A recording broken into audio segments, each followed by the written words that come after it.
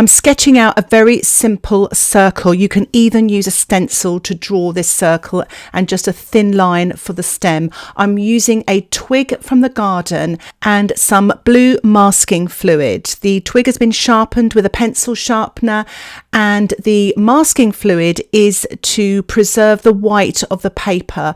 So I'm using the twig to apply the masking fluid. I'm just going to start from the center and work round in a clockwise method here, just applying the masking fluid. Don't worry if you get uneven sort of marks there, it'll all add to the texture of this dandelion. So as you can see there, I've worked my way back up to 12 o'clock, dipping it into the masking fluid again and applying more of these lines, working towards the center, and now just sort of filling in here and there, sort of using sort of just these marks to cover as much white as I can, but also leaving some gaps for the background washes when I paint them in the next stage. And that will bring out the light marks that you're using to preserve with the masking fluid. So masking fluid is there to protect the white and light of the paper, and do allow it to dry naturally, because if you blow dry masking fluid, it can be tricky to remove. So as you saw there, I masked out the stem and the parachute-like stalks here, and I'm also spattering some of the masking fluid, really to create some light and texture here and there, tapping the twig firmly.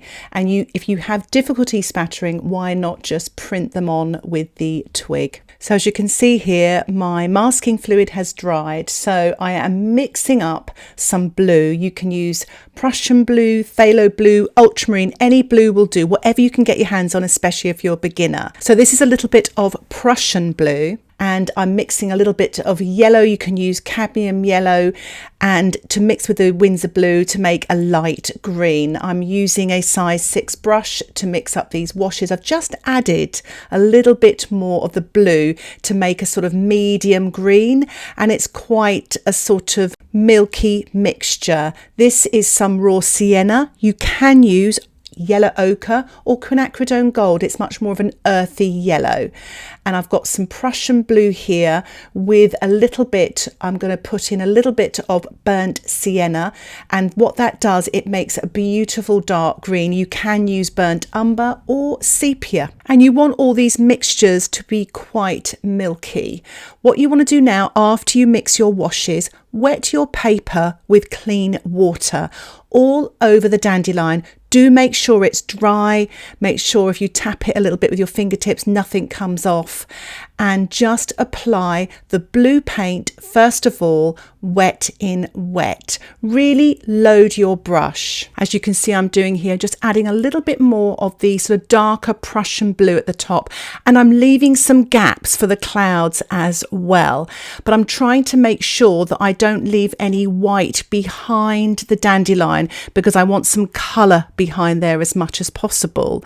So you've got that sort of dark against light, the light being, once you take the masking fluid off, you'll see the white lines there. So make sure you paint lots of colour on top of where you've masked out the dandelion, and the little parachute stalks as well, and the spattering marks. I'm now applying some Raw Sienna wet in wet. That's when the paper is wet and your brush is wet. They're about the same consistency.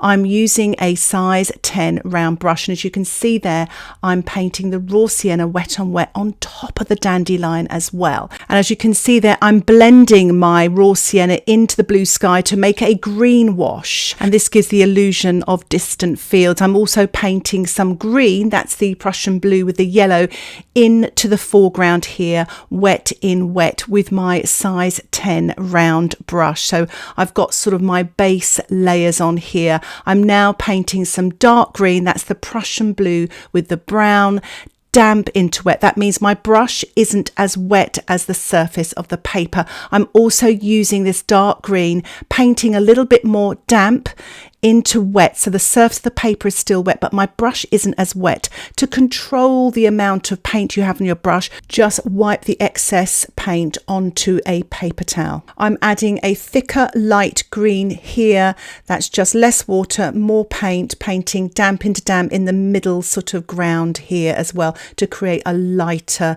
sort of green wash. Added a little bit more blue here just at the bottom of the dandelion, painting damp into damp. Again, you can control the amount of liquid you have on your brush by tapping it on to a paper towel. I'm just going to tilt now just to get the colours blending in and also to get rid of any puddles. As you can see there, the paint is moving, so don't be worried about tilting, and just get that paint moving and blending. I'm actually tilting it towards the dandelion to get some more paint there as well. What I'm doing now, the painting is still damp, and I'm sprinkling some sea salt. You can use table salt onto the damp surface.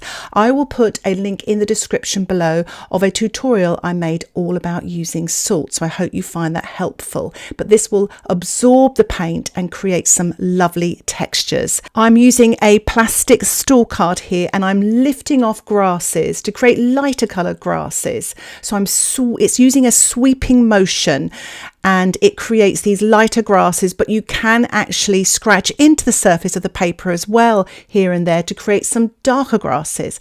I'm using a spattering technique here, spattering dark green to create some details and darks here, and I'm going to allow my painting to dry naturally to allow the salt to work. If you want to learn more about spattering, I'll also put a link in the description below of a tutorial I made all about spattering. So here is the painting dried, and look at all those light marks. That's what the salt's done. It's really effective creating these lovely light textures. They almost look like little wild flowers in the distance. It's so effective and it's so much fun to do, especially if you're a beginner.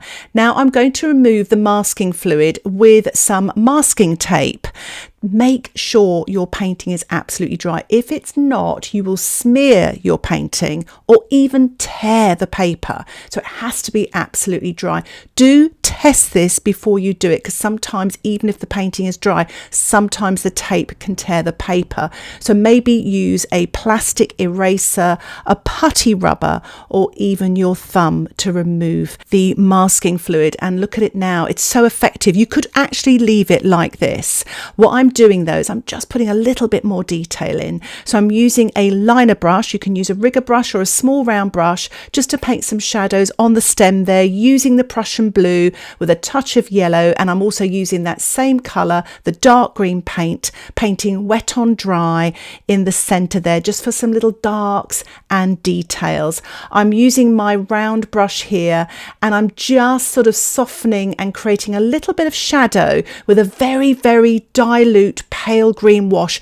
That's the Prussian blue with a tiny bit of yellow there, very dilute, lots and lots of water just to create that soft shadow colour. And I'm spattering now some dark green paint, wet on dry, just around the sort of background, and also wet into wet onto the dandelion itself as well. So you get some nice soft dark marks there, and it's just fun to do. So as you can see there, I'm creating some nice expressive marks with my spattering just at the edge of the dandelion there as it goes off into the middle ground there. And you can vary the size of your spots. And as a reminder, check out the link in the description below of the video I made all about spattering. Now what I'm doing now is I'm painting damp into damp, so the paint's slightly creamier. I'm just painting some darks in the centre for some finishing touches. And this is the Prussian blue with a little bit of the yellow ochre. And I'm just sort of blending this out to create slightly paler wash with a damp clean brush, painting those shadows on the right hand side with a few more marks on the outside edge to finish off. And here is the finished painting. I really hope you enjoyed this slowed down tutorial with a full voiceover and the photograph of the finished painting to use as a reference throughout the video. If you have any questions about this tutorial, please put them in the comments section below. And if you'd like to see more tutorials like this, don't forget to subscribe to my YouTube channel for updates of my latest videos. For those of you who would like to learn more about watercolour painting, why not think about joining my Patreon membership? Details about the membership can be found on the screen or in the description below, but you will get access to ad-free content, exclusive videos and downloadable outline sketches. Thank you so much for watching. Happy painting. Bye for now.